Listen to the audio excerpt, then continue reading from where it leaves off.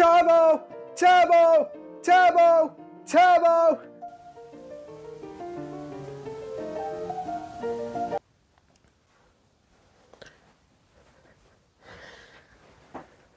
Right, sorry I'm late, guys. What did I miss?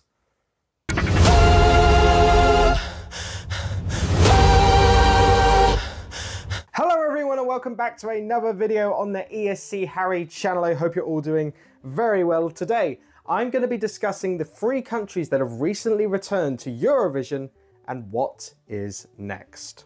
Now this video is going to be something a little bit different for my channel. In the past I have done longer form videos such as lists and rankings and various things like that. But today I'm covering a bit of recent news that has happened in the last week, going over my thoughts about it and also some other opinions on other stuff that has happened in the last couple months since I did my Welcome to Eurovision 2026 video. So yeah, I hope you enjoy this style of video, and if you want to see more of it, let me know down in the comments below. I will warn you now, there might be some tonal shifts as the video goes on. Some of it will be more light-hearted and amusing, you know, the stuff I enjoy doing. And later on, there might be some more serious stuff that I don't necessarily enjoy doing as much, but I feel is necessary for this video and for Eurovision 2026 in general to have on my channel. But before we get into the main section of this video, make sure to like this video if you enjoyed, subscribe if you're new to ESC Harry, and comment down below what are your thoughts on not only the 3 returning countries, which I will discuss in this video, but also the impact, why they have returned, and some other things that I'm going to cover in this video. With that being said, let's get into why you're all here to discuss the returning countries. So kicking things off, the first country that announced that they will be returning to the contest in 2026 is Romania. That's right, on Thursday it was announced that Romanian broadcaster TVR held a meeting as to whether they should return to the contest, and they decided that yes, after missing out in 2024 and in 2025, Romania decided we would like to return to the contest in Vienna in 2026. Romania were last in Eurovision back in 2023 with Fyodor Andrei and Degete off and on. That song sadly not only failed to qualify for the final, but also got 0 points. I mean, sadly, if you look at the staging and the live performance in general, you can sort of see why. And that's the thing with Romania at Eurovision. They used to be one of the biggest powerhouses at the contest without getting a victory. They had a long qualification streak that lasted all the way up until 2017. And on top of that, they have come in 3rd place a couple times in 2005 and in 2010. The latter of which is actually my favorite Romanian song of all time. Playing with Fire is such a bop. I would love to see Paula Selling and Ovi actually back at the contest. I know it's 16 years after, but I'm sure they could still do some pops. However, since 2017, they've only managed to qualify for the final once, that being in 2022 with Lamame and Urs. They've sort of been on that very downward trajectory, culminating in that 0-point finish in 2023. But how will they select the song in 2026? Now, it hasn't been officially confirmed by the broadcaster, but Romania are speculated to return to their national final format, Selecta Națională. Apologies if I've mispronounced that, which they used for many, many years before they withdrew in 2024. And honestly, I have my skepticism with going back to a national final if I'm Romania, partly because the last national final they did in 2023, quality-wise, was not good. I remember listening to all the songs and thinking, ugh, this is a struggle to listen through. But on top of that, they usually also can't go a year without there being some kind of controversy around their national final.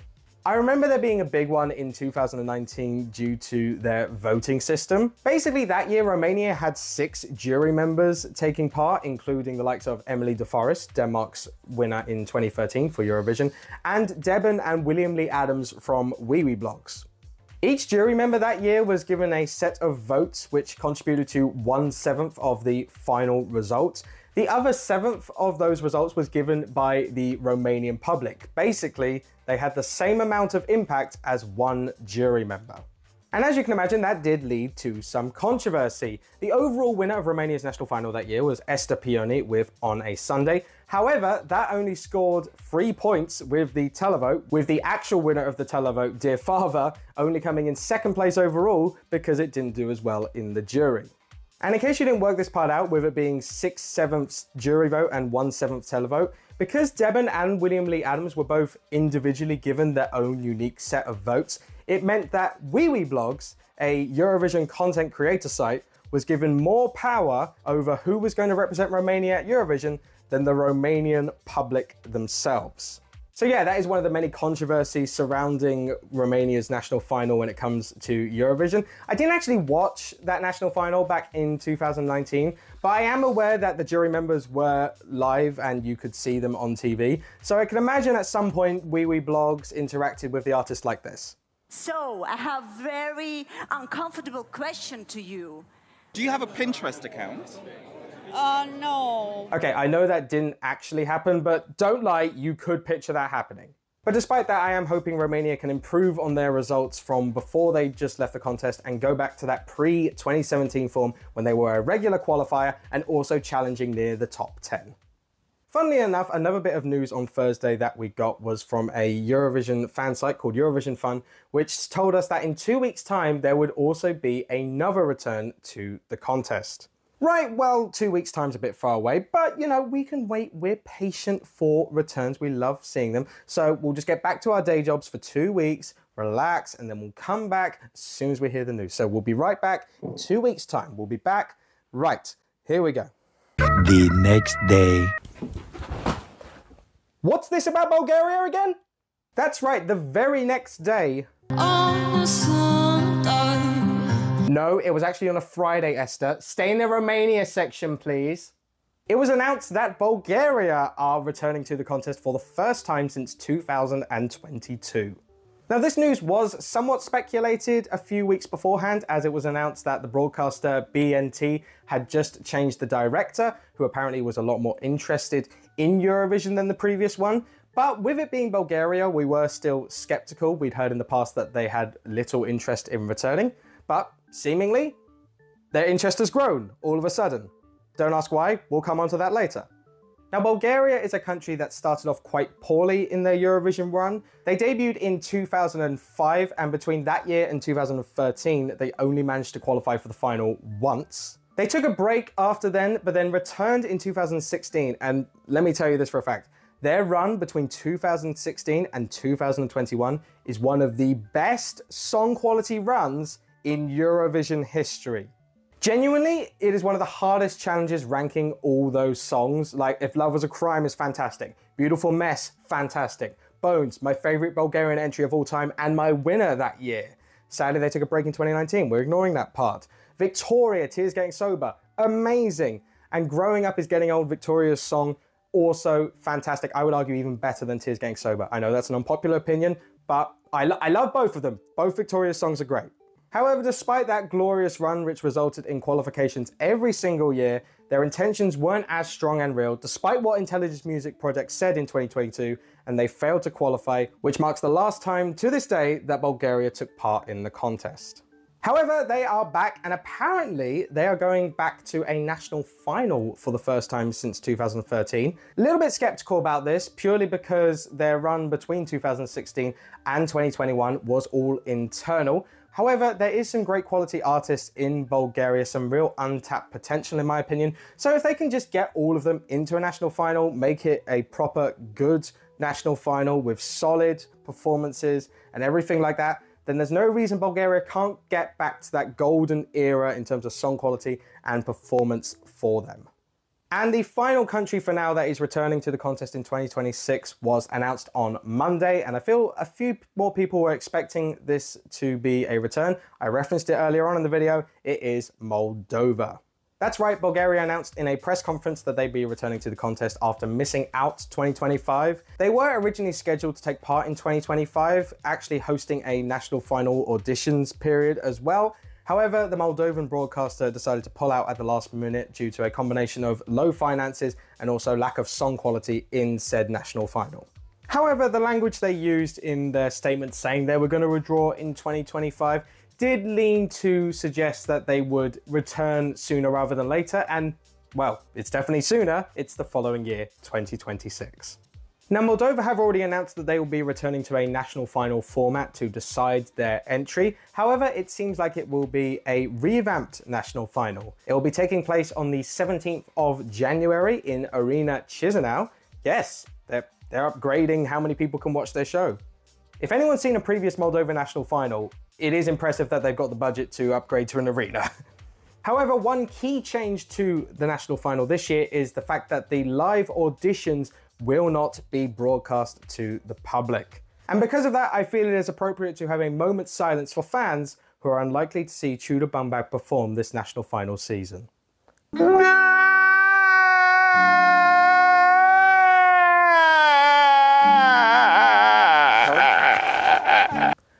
And now for people that actually have good taste in music.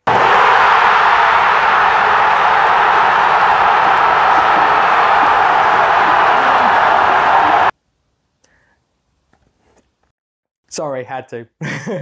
But in all seriousness, Moldova is one of the most loved countries, I would say, in Eurovision. They are a specialist in fun entries, and it has got them some good results in the past. My favorite entry is actually the one that got them their best result in 2017. Sunstroke Project and Hey Mama got them in 3rd place.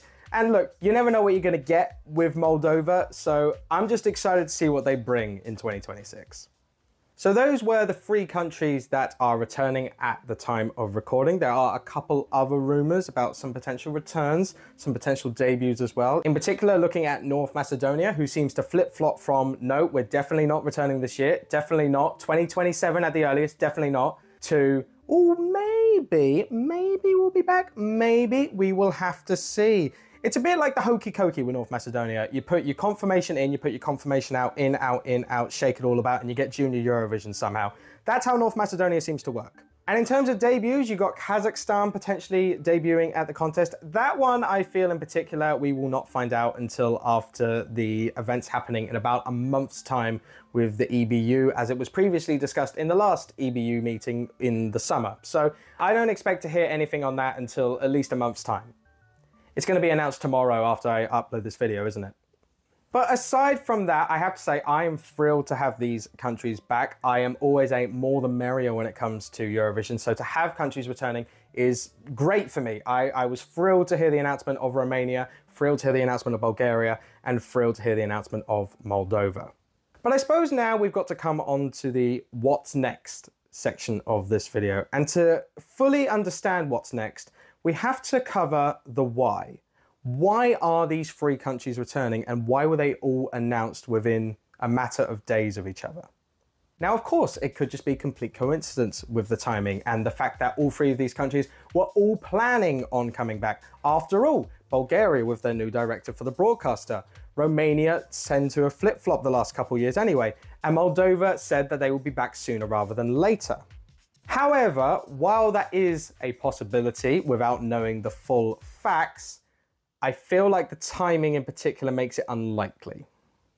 Now, one of the heavily speculated theories around why these countries have returned and in such quick succession of each other does link to the participation of Israel in Eurovision. Now, you might have noticed the day I have uploaded this video, the 5th of November. And no, I promise it's not got anything to do with Guy Fawkes Night if you're in the UK. It actually links to 1 month's time, the 5th of December, the second day of a 2-day EBU General Assembly where the participation of Israel is highly likely to be discussed and potentially even voted on. In about a month's time, we will know whether Israel are taking part in Eurovision 2026 or not. And because of all the controversy and drama surrounding Israel's participation, a lot of people have speculated that these 3 returns are linked to the fact that Israel are staying in the contest. They feel like these 3 returns and any more mean that they are going to stay. Now, that could be the case, absolutely. However, I'm here to say that the returns of Romania, Bulgaria, and Moldova could link to Israel staying as much as they could link to Israel leaving. To help me make my point, I'm going to split up the most common theories and links swirling around the Eurovision fandom into 3 sections. And before we go into those theories, because we don't have definitive knowledge around this topic when it comes to the 2026 contest, I'm also going to be assuming throughout this that any country that has said they will withdraw if Israel takes part actually still withdraws. And I'm also going to be using the assumption that the combined financial contribution of these countries, which so far are Netherlands, Spain, Ireland, Slovenia, and potentially more, is more than the financial contributions of Israel and even sponsor Moroccan oil. Theory 1, to increase participation numbers. Now, if Israel were to stay and all those countries and more did leave the contest, that means if there was no returns, at best, the 2026 contest would have a participation number in the low 30s, potentially even the high 20s. So it is a reasonable theory to suggest that the EBU is trying to bring back countries to help increase that participation number to a reasonable amount where they can also still do 2 semi-finals. With that being said, it is the 70th anniversary of Eurovision this year, and with the past 3 years having 37 countries in them, the EBU might have wanted to try and increase that number up to 40, get those numbers up for the anniversary edition, regardless of the situation with Israel.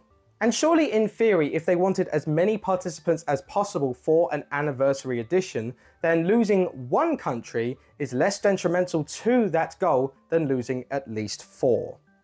Theory 2, to help with Eurovision finances.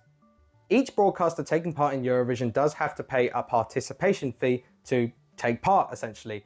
And of course, if there are 4 countries that are leaving, at least in 2026, then the participation fee would have to go up for some other countries. That's why in theory, if Israel stays and at least 4 countries go, the additions of Bulgaria, Romania, and Moldova, if all paying a participation fee, will at least help a little bit in reduce the number for everyone else. That being said, while we don't have the participation fees for Eurovision 2026, because obviously we don't know who's taking part yet, we do know that Spain is one of the big 5, which means they're one of the top 5 financial contributors to the contest. And we also know that countries like Netherlands and Ireland are members of the top 10 biggest financial contributors to the contest. So with that in mind, it feels unreasonable to suggest that the financial contributions of Bulgaria, Moldova, and Romania, probably also on reduced fees if there's any persuasion tactics on getting them back to the contest, could even remotely come close to the financial contributions of Spain, Netherlands, Ireland, and Slovenia combined. I mean, they probably don't even come close to Spain by itself, or even Netherlands by itself. And the fact of the matter is, while Israel contributes significantly themselves, the financial contributions of Romania, Moldova, and Bulgaria feels like it will be a lot closer to Israel's participation fee if they were to leave, compared to the 4 aforementioned countries. Theory 3, to help with the PR of Eurovision. The final main theory going round is that if Israel end up staying, then the EBU and Eurovision will use any returning countries to basically say, don't worry about the guys that are leaving. Look at these countries, they all want to take part. We still have people that love Eurovision. Why is no one believing us?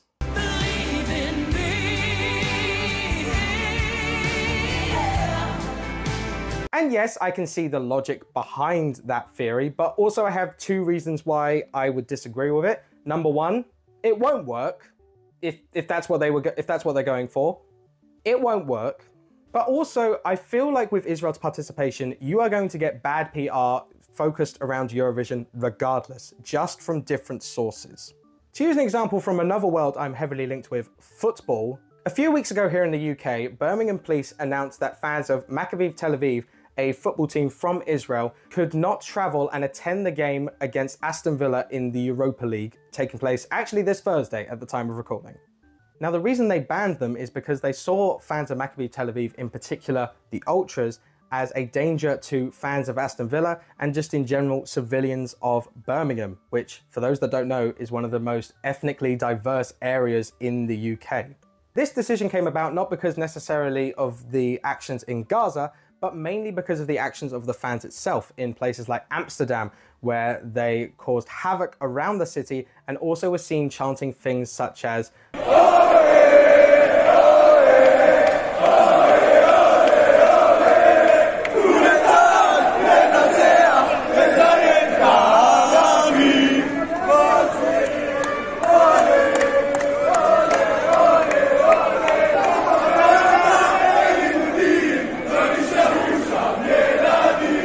However, despite this clear reasoning, the UK Prime Minister and many other members of Parliament in the UK saw this act as anti-Semitic and hateful towards Jewish people.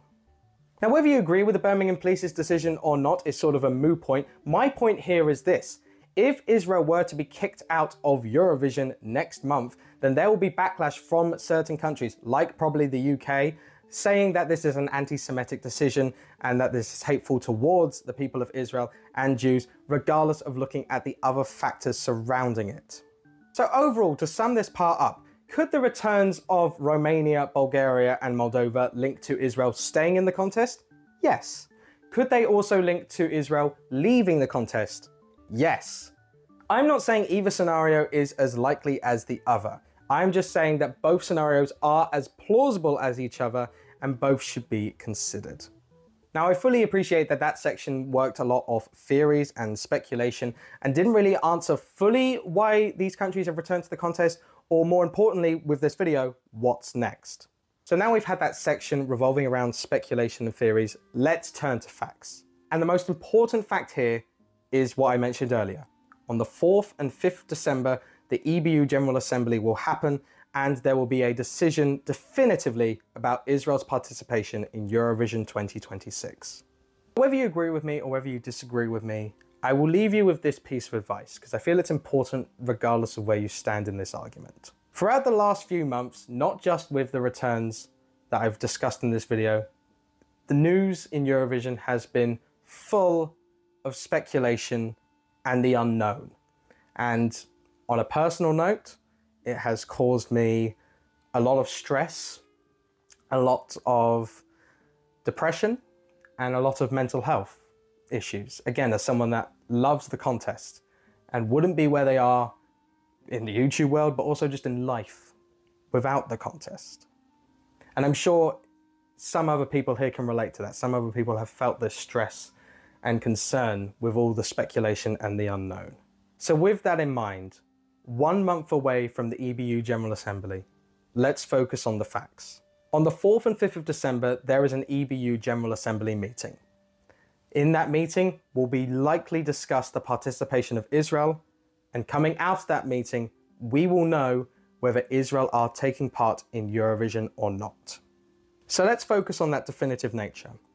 After that meeting, we as fans will, for certain, have the opportunity to react to the news, whether it is Israel are staying or Israel are going. We will have the opportunity to react to that. Now, I am sure that many of us don't know for certain how we will react, and that's absolutely fine. But we need to have the knowledge that we will react and have the opportunity to. Because once we know we're going to have that reaction and can expect that reaction, the quicker we can sit in that reaction, process all the emotions that the decision will cause us, for better or worse, and then move forward in our relationship with Eurovision. Now, in what way people move on from Eurovision is entirely up to them. Whether they want to stay in full, whether they want to follow it less, whether they want to leave the Eurovision fandom altogether. Any reaction is fine. People are individuals. They have their own thoughts around this matter, and we must respect them. But that is my whole advice here for Eurovision fans, whether you are pro-Israel staying or against Israel staying. If you are feeling overwhelmed and stressed by the constant speculation and drama happening over the last few months, hell, the last 2 years, in a month, nearly to the day pretty much, we will know how the contest will act in 2026. And we will know definitively how we can see the lineup in 2026, including the returns of Romania, Bulgaria, and Moldova. That, after 3 countries have announced their return to Eurovision, is definitively what's next. Well, that will do it for this video. I hope you somewhat enjoyed it or took something from it. I want to make it perfectly clear though, and I know it's a catchphrase I say at the end of all of my reaction videos, but I do mean it. My opinion is not the correct one. It is just my opinion, and that is key, I think, for this video. All I will ask with the comments, And I know people won't listen, some of them. All I ask with the comments is be respectful. You can disagree, but let's just have a pleasant, respectful conversation about the issue. Oh hell, if you want to say your favorite previous entries from Romania, Bulgaria, Moldova, or say how excited you are to see them back, do that as well. I look forward to reading those ones as well. Also, do let me know if you like this format of video. Obviously, it did shift in tone. When there's more fun news, I can do the fun side with like the returns. I mean, I don't like the serious side, but if need be, I can do the more serious side. I probably will do a video about whether Israel take part or not in about a month's time, regardless of the decision. So that will be more on the serious side. If you like me just rambling on about Eurovision in general, yeah, let me know. And I can do more videos like this, basically. Once again, make sure to like this video if you enjoy it and subscribe if you're new to EC Harry so you do not miss any future Eurovision 2026 content. Of course, for now, the junior reactions are still going to be going on around this video. I'm sure there'll be one coming out in a couple of days when another song gets released. All that's left me to say is, I hope you enjoyed and took something in from this video, and I will see you guys next time for another video on this channel. Take care, guys.